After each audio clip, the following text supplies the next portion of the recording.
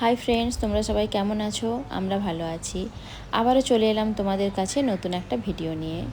আজকে আমি তোমাদের সাথে শেয়ার করব আমাদের মুর্শিদাবাদ ট্রিপের সেকেন্ড ডের ফার্স্ট হাফটা। আমরা প্রথমেই চলে এসেছি মুর্শিদাবাদের একটা সুন্দর এবং ঐতিহাসিক জায়গা, কাঠগোলা রাজবাড়ি। মুর্শিদাবাদ মানেই তো ইতিহাস, নবাবের গল্প এবং পুরনো রাজবাড়ির স্মৃতি। সেই ইতিহাসেরই একটি গুরুত্বপূর্ণ অংশ হলো এই কাঠগোলা রাজবাড়ি। আজকের এই ভিডিওতে আমরা ঘুরে দেখব এই রাজবাড়ির পুরো এলাকা, প্রাসাদ, সুন্দর বাগান, জৈন মন্দির এবং এখানে সংরক্ষিত অনেক পুরনো ঐতিহাসিক জিনিস। ইতিহাস, স্থাপত্য আর প্রকৃতির সুন্দর মিলন এই জায়গাটিকে সত্যিই বিশেষ করে তুলেছে। তোমরা যদি কখনো মুর্শিদাবাদ আসো, অবশ্যই এই জায়গাটি একবার হলেও ঘুরে দেখবে।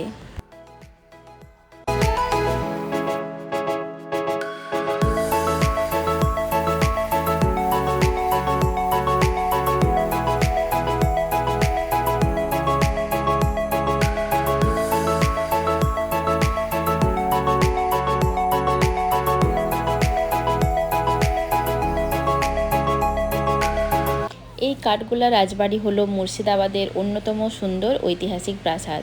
1870 সালের দিকে ধনী জৈন ব্যবসায়ী লক্ষ্মীপদ সিং দুর্গার এই প্রাসাদটি নির্মাণ করেন। এই প্রাসাদের স্থাপত্যে ইউরোপীয় স্টাইলের প্রভাব দেখা যায়। বিশাল সাদা স্তম্ভ, লম্বা বারান্দা আর বড় বড় জানালা পুরো জায়গাটিকে রাজকীয় করে তুলেছে। রাজবাড়িটির সামনে এসে দাঁড়ালে বোঝা যায় এটা কতটা বড় এবং কত যত্ন নিয়ে তৈরি করা হয়েছিল। দূর থেকে দেখলে মনে হয় যেন কোনো ইউরোপীয় প্রাসাদ মুর্শিদাবাদের মাটিতে দাঁড়িয়ে আছে। এখানে সংরক্ষিত আছে রাজপরিবারের ব্যবহার করা অনেক পুরনো জিনিস, পুরনো ফার্নিচার, ছবি, নথিপত্র এবং নানা ঐতিহাসিক সামগ্রী। এই জিনিসগুলি দেখলে বোঝা যায় সেই সময়ের জীবনযাত্রা কতটা সমৃদ্ধ এবং বিলাসবহুল ছিল। আজও এই প্রাসাদ সেই সময়ের স্মৃতি বহন করে চলেছে।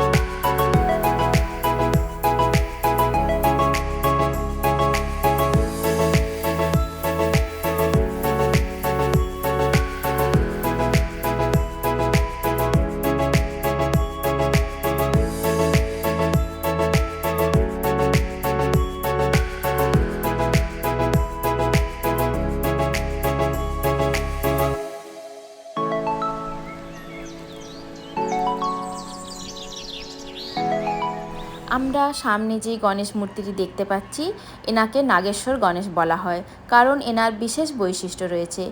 প্রথম বৈশিষ্ট্য হলো এনার মূর্তির সাথে সাপ বা নাগের প্রতীকীয় রয়েছে এবং এনার শুটটি ডান দিকে বাঁকানো আছে। নর্মাল আমরা বাড়িতে যে পুজো করি, যেই গণেশজির মূর্তি, সেখানে বাঁ দিকে বাঁকানো থাকে।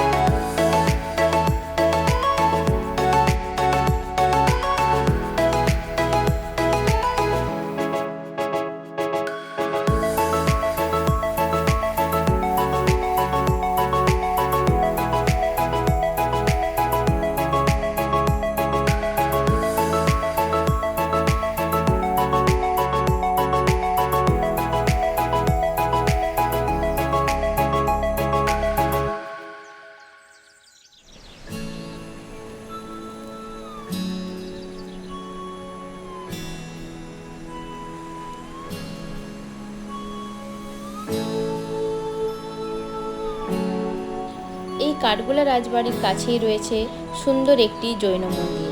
এই মন্দিরটি জৈন ধর্মের প্রথম তীর্থঙ্কর আদিনাথকে উৎসর্গ করে তৈরি করা হয়েছিল।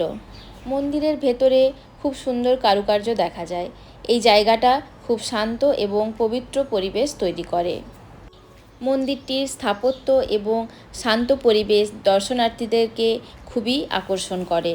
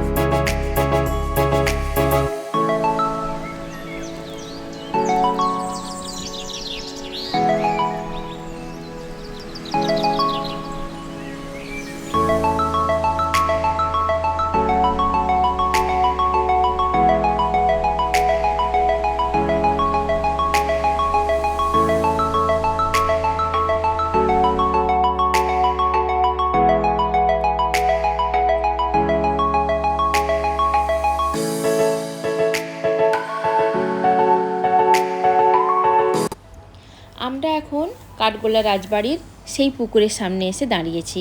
একসময় এই পুকুরটি শুধুমাত্র জলাশয় ছিল না, বরং রাজবাড়ির জীবনের একটি গুরুত্বপূর্ণ অংশ ছিল। এই জল ব্যবহার করা হতো বিভিন্ন কাজের জন্য এবং রাজবাড়ির পরিবেশকে ঠান্ডা ও সুন্দর রাখত। চারিদিকে সুন্দর গাছপালা এবং শান্ত পরিবেশ পুকুরটিকে আরও সুন্দর করে তুলেছে। সবচেয়ে সুন্দর দৃশ্যটি হলো যখন জলের ওপর পুরো রাজবাড়ির প্রতিফলনটা দেখা যায়। একসময় এই রাজবাড়ির মালিকেরা শখ করে বিভিন্ন ধরনের প্রাণী পুষতেন, তাই এই জায়গাটিতে একটি ছোট্ট চিড়িয়াখানাও বানানো হয়েছিল।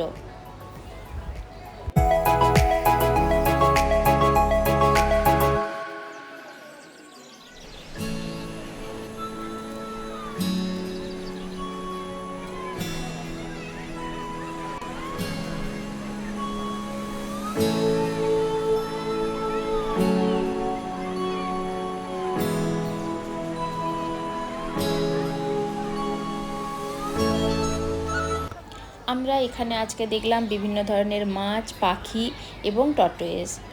ভিডিওটা আজকের মতো এখানেই শেষ করলাম। সবাই ভালো থাকবে, সুস্থ থাকবে। আবার দেখা হবে নেক্সট ভিডিওতে। ততক্ষণের জন্য টাটা, বাই বাই।